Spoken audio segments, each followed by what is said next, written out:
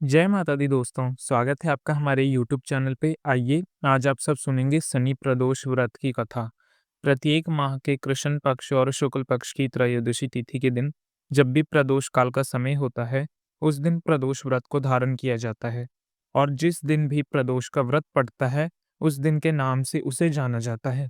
उस दिन के प्रदोष व्रत का अपना विशेष महत्व भी माना गया है। शनिवार के दिन जब भी प्रदोष व्रत पड़ता है तो उसे शनि प्रदोष व्रत के नाम से जाना जाता है। इस व्रत को धारण करने से संतान इच्छुक भक्तों को संतान लाभ की प्राप्ति होती है। प्रदोष व्रत को धारण करने से 100 गांवों को दान देने के समान पुण्य फलों की प्राप्ति भी होती है। ये सभी प्रकार के पापों को नष्ट करता है तथा भगवान शिव जी की प्रति बढ़ाने वाली ये उत्तम व्रत माना जाता है। तो आइए सुनते हैं शनि प्रदोष व्रत की कथा। तो प्रेम से बोलिए भगवान भोलेनाथ की जय, माता पार्वती और सभी देवताओं की जय। प्रदोष व्रत कथा के अनुसार एक बार गर्गाचार्य जी ने कहा कि हे महात्मने, आपने शिव शंकर को प्रसन्न करने हेतु समस्त प्रदोष व्रत का वर्णन किया। अब हम शनि प्रदोष व्रत की विधि सुनने की इच्छा रखते हैं, कृपा करके सुनाइए। सूत जी बोले, हे ऋषियों, निश्चित रूप से आपका शिव पार्वती के चरणों में अत्यंत प्रेम है। मैं आपको शनि त्रयोदशी के व्रत की विधि बतलाता हूँ। ध्यान से सुनिए। प्राचीन कथा है कि एक निर्धन ब्राह्मण की स्त्री दरिद्रता से दुखी हो सांढी ऋषि के पास जाकर बोली, हे महामुनि, मैं अत्यंत दुखी हूँ। मेरा दुख निवारण का उपाय बतलाएं। मेरे दोनों पुत्र आपकी शरण में हैं। मेरे ज्येष्ठ पुत्र का नाम धर्म है और राजपुत्र का नाम लघु है। हम दरिद्र हैं, आप ही हमारा उद्धार कर सकते हैं। इतनी बात सुनकर ऋषि ने शिव प्रदोष व्रत करने के लिए कहा। कुछ समय पश्चात प्रदोष व्रत आया। तीनों ने व्रत का संकल्प लिया। छोटा लड़का, जिसका नाम शुचि व्रत था, एक तालाब पर स्नान करने गया तो उसे मार्ग में स्वर्ण कलश धन से भरपूर मिला। उसको लेकर वह अपने घर आया तो प्रसन्न हो माता ने कहा, ये धन मार्ग में प्राप्त हुआ है। माता ने धन देखकर शिव महिमा का वर्णन किया। राजपूत को अपने पास बुलाकर बोली कि हे पुत्र, ये धन हमें शिवजी की कृपा से प्राप्त हुआ है। अंत प्रसाद के रूप में तुम दोनों पुत्र आधा आधा बांट लो। माता का वचन सुन के राजपुत्र ने शिव पार्वती का ध्यान किया और बोला कि हे माता, हे पूज्य, हे धन आपके पुत्र का ही है। मैं इसका अधिकारी नहीं हूँ। मुझे शंकर भगवान और माता पार्वती जब देंगे तब लूंगा। इतना कहकर राजपुत्र शंकर जी की पूजा में लग गया। एक दिन दोनों भाइयों का प्रदेश भ्रमण का विचार हुआ। वहां अनेक गंधर्व कन्याओं को घृणा करते हुए देखकर शुचिव्रत ने कहा, भैया आज हम इनके आगे नहीं जाना चाहिए। इतना कहकर शुचिव्रत उसी स्थान पर बैठ गया, परंतु राजपुत्र अकेले ही स्त्रियों के बीच जा पहुंचा। एक अति सुंदर स्त्री राजकुमार को देखकर मोहित हो गई और राजपुत्र के पास पहुंची। अपनी सखियों से कहने लगी, हे सखियों, इस वन के समीप ही जो दूसरा वन है, तुम वहां जाकर देखो।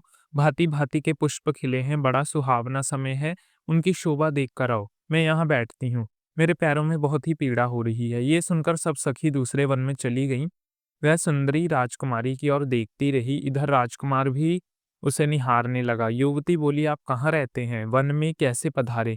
किस राजा के पुत्र हैं? आपका क्या नाम है? राजकुमार बोला, मैं वीर भद्र नरेश का पुत्र हूँ। आप अपना परिचय दीजिए। युवती बोली, मैं विदर्भ तक नामक गंधर्व की पुत्री हूँ। मेरा नाम अंशुमति है। मैंने आपकी मनोस्थिति को जान लिया है। आप मुझ पर मोहित हैं। विधाता ने हमारा तुम्हारा संयोग मिलाया है। युवती ने मोतियों का हार राजकुमार के गले में डाल दिया। राजकुमार हार स्वीकार करते हुए बोला, हे भद्रे, मैंने आपका प्रेम उपहार स्वीकार कर लिया, परंतु मैं निर्धन हूँ। राजकुमार के इन वचनों को सुनकर गंधर्व कन्या बोली, मैं जैसा कह चुकी हूँ वैसा ही करूंगी। अब आप अपने घर जाएं। इतना कहकर गंधर्व कन्या सखियों से जा मिली। घर जाकर राजकुमार ने सूची व्रत को सारा वृतांत सुनाया।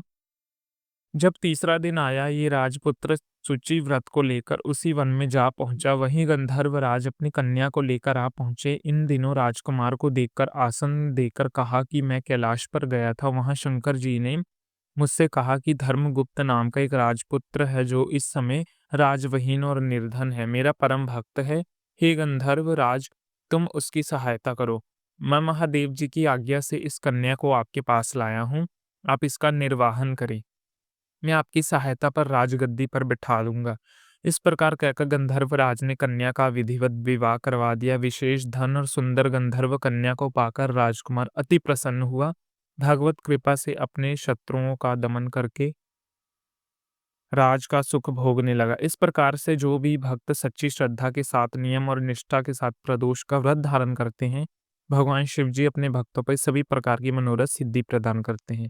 तो प्रेम से बोलिए भगवान भोलेनाथ की जय, माता पार्वती की जय, देवी देवताओं की जय। पौष मास शुक्ल पक्ष की त्रयोदशी तिथि, प्रारंभ समय 11 जनवरी 2025 की शनिवार की सुबह 8:20, त्रयोदशी तिथि समाप्त होगी 12 जनवरी 2025 की रविवार की सुबह 6:34 पे। त्रयोदशी की समाप्ति के अनुसार ये प्रदोष व्याप के अनुसार 11 जनवरी 25 वार शनिवार के दिन इस व्रत को धारण किया जाएगा, यानी आज ही के दिन।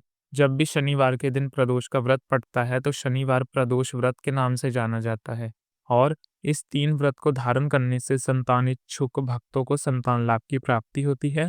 ये संतान प्रयादक व्रत है।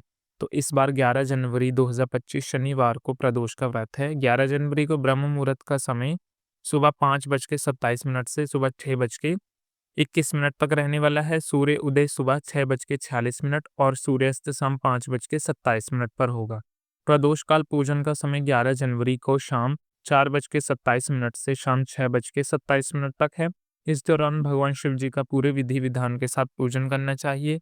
11 जनवरी को राहु काल का समय सुबह 9:26 से सुबह 10:40 तक होगा। नक्षत्र जो कि रोहिणी नक्षत्र दोपहर 12:29 से, उसके बाद मृगशिरा नक्षत्र योग शुक्ल योग होगा सुबह 11:49 तक। उसके बाद ब्रह्मा योग होगा। 11 जनवरी को सर्वार्ध सिद्ध होगा और अमृत सिद्ध योग भी होगा, जो कि सुबह 7:15 से दोपहर 2:29 तक होगा।